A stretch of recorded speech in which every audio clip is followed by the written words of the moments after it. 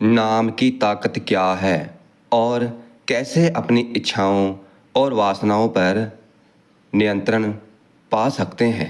क्या है नाम की ताकत? ये बार बार मन को पता है क्यों समझाना पड़ता है? पता है नाम की ताकत? हमने पहले भी कहा था कि सुनेगा तो जपेगा।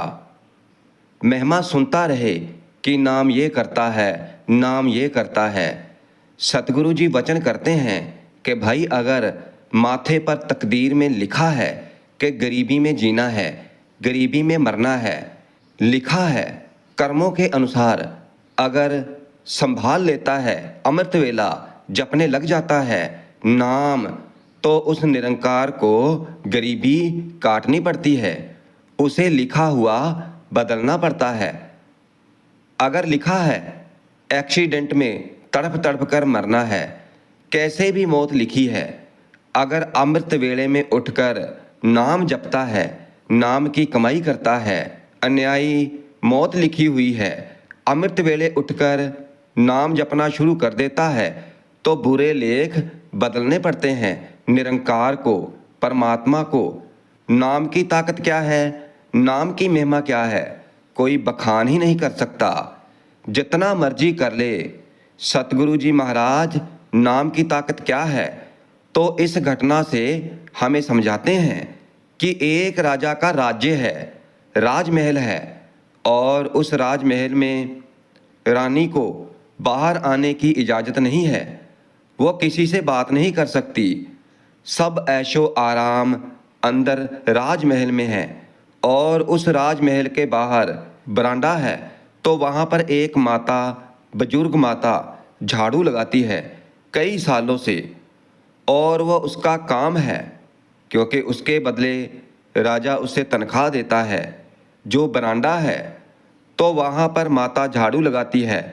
उस बरांडे की जो बालकोनी है, वहाँ पर वो रानी का कमरा है, तो रानी वहाँ पर घूमने के लिए कभी कभी आ जाती है। तो एक दिन क्या होता है कि उस माता की तबीयत खराब हो गई, तो उसने अपने बेटे को भेज दिया झाड़ू लगाने के लिए। उसका बेटा आया, जवान लड़का था, झाड़ू लगा रहा है। रानी जो बहुत सुंदर, अति की सुंदर रानी, तो वो बाल कॉलोनी में आ गई। उस जवान लड़के को रानी ने देखा। उसने देखा कि कोई दूसरा ही झाड़ू लगा रहा है। थोड़ी देर खड़ी रहकर और फिर अंदर चली गई, और वो जवान लड़का जिसने इतनी सुंदर रानी को देख लिया, उसके मन में पाप पैदा हो गया, बुरी वासना जाग गई। अब अत का गरीब है, झाड़ू मारने वाले का लड़का, और घर में जाकर उदास बैठा है, खाना नहीं खाता और बीमार होता जा रहा है। माता पूछती है, कुछ जवाब नहीं देता। माता को फिक्र हुई, अच्छी तरह से पूछा कि बेटा बता, क्या बात है, किस बात का दुख है तुझे? वो कहता है, मुझे रानी से शादी करनी है। माता एकदम घबरा गई और कहने लगी कि कैसी बातें कर रहा है, राजा ने सुन भी लिया तो तेरा सर कलम करवा देगा। तुझे पता है रानी को देखने तक की इजाज़त नहीं है, और तू कह रहा है कि तुझे उससे शादी करनी है। वो कहने लगा कि अगर मेरी उससे शादी नहीं हुई तो मैं मर जाऊंगा। माता ने बहुत डांटा, बहुत समझाया, और फिर आखिर में कहने लगा कि कम से कम मेरी एक बार उससे बात ही करवा दो, कि मैं उस रानी से बात करूं, थोड़ी देर के लिए ही सही। यहाँ सतगुरु जी महाराज के वचन याद आ जाते हैं। गुरु गोबिंद सिंह जी के वचन लिखे हुए हैं 10वें ग्रंथ में, और जो आज के समय में नई पीढ़ी को समझने बहुत ज़रूरी हैं। हम सभी के लिए भी गुरु गोबिंद सिंह जी महाराज कहते हैं, पराई स्त्री का संग, जहाँ पराये पुरुष का संग, शारीरिक संग नहीं होता। आँख भरकर देखना तो ये भी संग है। मन में पाप रखकर बात करना तो ये भी संग है। ये उसी दर्जे में गिना जाएगा, छूना उसी दर्जे में गिना जाएगा कि पराई स्त्री, पराये पुरुष का संग किया है। हजार पाप एक तरफ और एक पाप एक तरफ बख्शाना मुश्किल हो जाता है।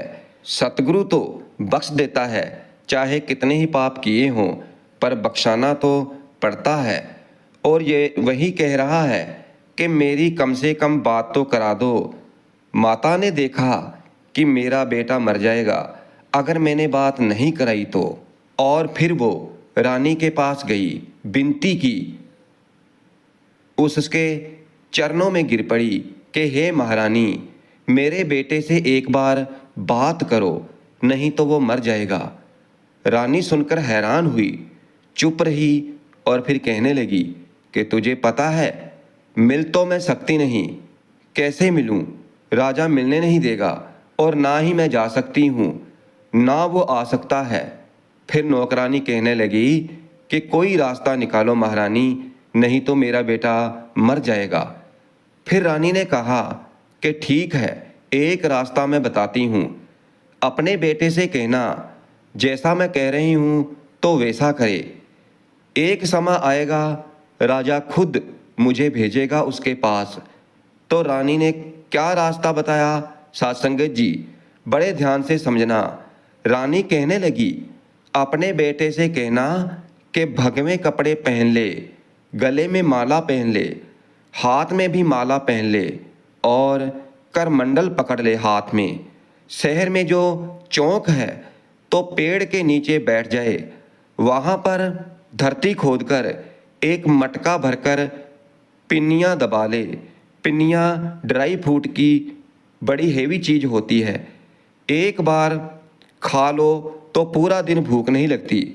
वो मटके में डालकर ज़मीन में दबा ले और उसके ऊपर बैठ जाए, आंखें बंद कर ले, राम राम करता जाए। ध्यान से समझना, पाखंड करने के लिए कह रही है रानी, दिखावा करने के लिए कह रही है रानी कि दिखावे के लिए साधु बन जा। और कहने लगी, जब भूख लगे, जब अंधेरा हो, जब कोई ना दिखे आसपास, तो पिन्नी निकाल कर खा ले, पर वहाँ से उठे ना, चाहे कुछ कोई रखे, चाहे कोई कुछ उठा ले, पर ये अपनी आंखें ना खोले। चाहे कोई बुलाए, आवाज़ ना दे, आंखें ना खोले, चाहे कोई बुलाए, तब तक आवाज़ ना दे जब तक मैं आकर ना बुलाऊं। ये अपनी आंखें ना खोले। और फिर माता ने घर में जाकर अपने बेटे से कहा कि रानी ने ऐसा कहा है। तो फिर ये सुनकर वो तैयार हो गया और फिर वही सब किया जो रानी ने कहा था। गांव का चौराहा पेड़ के नीचे बैठ गया, पिन्नियाँ दबाकर भगवा भेष, हाथों में माला, गले में माला, करमंडल, और लग गया राम राम करने। क्या कर रहा है? दिखावे के लिए साधु बनकर राम राम कर रहा है, दिखावे के लिए। और मन में क्या है? पाप के रानी से बातें करनी है, मन में वासना भरी हुई है, रानी को देखना है, रानी से बातें करनी है, मन में पाप भरा पड़ा है और मुख से कह रहा है राम राम। वही हुआ जो दुनिया में होता है, पखंड से दुनिया भरी पड़ी है। वही हुआ, लोगों ने देखा कोई बैठा है जो उठता नहीं, ना कुछ खाता है, बड़ी कमाई वाला कोई साधु लगता है, कुछ मांगता नहीं, कुछ बोलता नहीं, किसी की तरफ देखता नहीं, हमेशा समाधि में लीन रहता है। एक दो दिन बीते, जब रात होती है, आसपास देखता है कोई नहीं है, तो पिन्नियाँ निकाल कर खा लेता है, गड़वी में से जल पी लेता है और फिर बैठ जाता है। 2 दिन बीते, लोगों ने माथा टेकना शुरू कर दिया, चढ़ावा चढ़ाना शुरू कर दिया कि ये तो कमाल का साधु है, चढ़ावा रखा है, आगे ये देखता ही नहीं। लोगों ने पैसे रखे, धन रखा, सामान रखा, इसने नहीं देखा, आंखें बंद है, जप रहा है राम राम। लोगों ने देखा ये तो बड़ा ही त्यागी है, कुछ भी रखो, इसे तो कुछ नहीं चाहिए, ना धन का लालच, ना कोई लोभ, ना ही बोलता है, ना ही बुलाता है, केवल राम राम। और फिर बात फैल गई, बात फैल गई, बात पहुंची राजे तक कि बड़ा ही कमाई वाला साधु कोई बैठा है, आया है, जो अत का त्यागी है, समाधि में लीन है, अखंड समाधि है उसकी, ना कुछ खाता है ना उठता है। राजा को जब मंत्री ने कहा तो राजा ने सोचा कि ऐसे महापुरुष के तो दर्शन करने जाना चाहिए। हीरे जवाहरात के थाल ले लिए, साथ में सेना है, साथ में बहुत सारे मंत्री हैं। राजा जाकर खड़ा हो गया, कुछ दूर रुका, हीरे मोती के थाल लेकर आगे जाकर आवाज़ दी कि हे महात्मा जी, आंखें खोलें और ये भेंटा प्रमाण करें। अब ये आवाज़ सुन रहा है राजे की, पर बोल कुछ नहीं रहा और ना ही आंखें खोल रहा है, क्योंकि रानी ने कहा था कि आंखें मत खोलना। ये आंखें बंद करके बैठा है, नहीं बोल रहा। राजा हैरान है, हीरे जवाहरात के थाल आगे रखे, कुछ देर रुका और ये पाखंड कर रहा है कि बहुत बड़ा साधु है, आंखें नहीं खोल रहा। राजा हैरान है ये देखकर कि आज तक मैंने ऐसा त्यागी महान साधु नहीं देखा अपने जीवन में, हीरे मोतियों की तरफ नहीं देख रहा। और फिर जब वो कुछ नहीं बोला और आंखें नहीं खोली तो फिर राजा अपने मंत्रियों के साथ, सेना के साथ वहाँ से वापस चला गया। और बड़ा ही प्रभावित होकर राजा वहाँ से गया और रात को अपनी रानी से कहता है कि बहुत ही पहुँचे हुए साधु महापुरुष आए हुए हैं, कल जाकर तू उनके दर्शन करके आ जाना।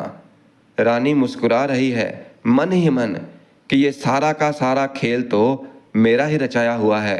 राजा जिसे पहुंचा हुआ साधु महात्मा समझ रहा है तो वो तो एक नंबर का पखंडी है, मुझे देखने के लिए, मुझसे बातें करने के लिए पखंड कर रहा है। और फिर अगला दिन हुआ तो रानी तैयार हुई, अपनी दासियों के साथ चल पड़ी और दिखावे के लिए उसने भी भेंटा ली और पहुंच गई वहां पर। और उसने अपनी दासियों को दूर खड़ा कर दिया और खुद आगे जाकर उसके पास जाकर खड़ी हो गई और कहती है कि मैं आ गई हूँ, आंखें खोल। रानी ने आवाज़ दी कि मैं आ गई हूँ, आंखें खोल, पर ये आंखें नहीं खोल रहा। ये क्या कर रहा है? राम राम राम राम जप रहा है। रानी कुछ देर खड़ी रही और कहने लगी कि भाई, जिसका तू इंतजार कर रहा है, जिसके लिए तू ये पखंड कर रहा है, जिसके लिए राम राम कर रहा है, तो मैं वो रानी आ गई हूँ, आंखें खोल, देख जो बात करनी है कर ले, फिर मुझे जाना है। पर ये रानी के इतने कहने पर भी उसने आंखें नहीं खोली, समाधि में पहुंच गया। और फिर रानी चिढ़ गई, कहने लगी कि आंखें खोलता है या फिर तेरा पखंड मैं सबको बता दूं, जो तू मेरे सामने भी पखंड करने लगा। और फिर उसने आंखें खोली, पर साथ संगत जी आंखें उठाकर रानी की तरफ देखा नहीं। बड़े ही ध्यान से सुनना साथ संगत जी। अब इसने आंखें तो खोल ली पर रानी की तरफ देखा नहीं और आंख झुकाकर रानी के पांव पकड़ लिए और अपना सर रख दिया रानी के चरणों में। कहने लगा कि आप मेरे गुरु हो, आप मेरी माँ हो। रानी हैरान है कि ये क्या बोल रहा है, ये तो मुझे देखना चाहता था, मुझसे मिलना चाहता था, मुझसे बातें करना चाहता था और वो मुझे माता कह रहा है। रानी कह रही है क्या बात कर रहा है, तो वो कहता है कि नहीं, मैं मानता हूँ कि मैं समाधि में बैठा था, दिखावे के लिए बैठा था, पर इतने दिनों में राम राम करते हुए मेरे मन की सारी मैल उतर गई है।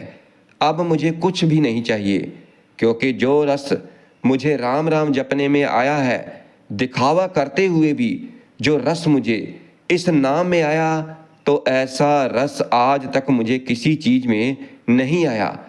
अब मुझे सिवाय राम नाम के कुछ भी नहीं चाहिए और ये ज्ञान मुझे आपसे मिला है, इसलिए आप मेरे गुरु हो। और फिर नाम की महिमा सुनकर रानी हैरान हो गई और वापस चली गई। साथ संगत जी देखो कि दिखावे के लिए जप रहा है नाम और उस दिखावे के जपे हुए नाम ने फिर भी उसके मन की मैल उतार दी।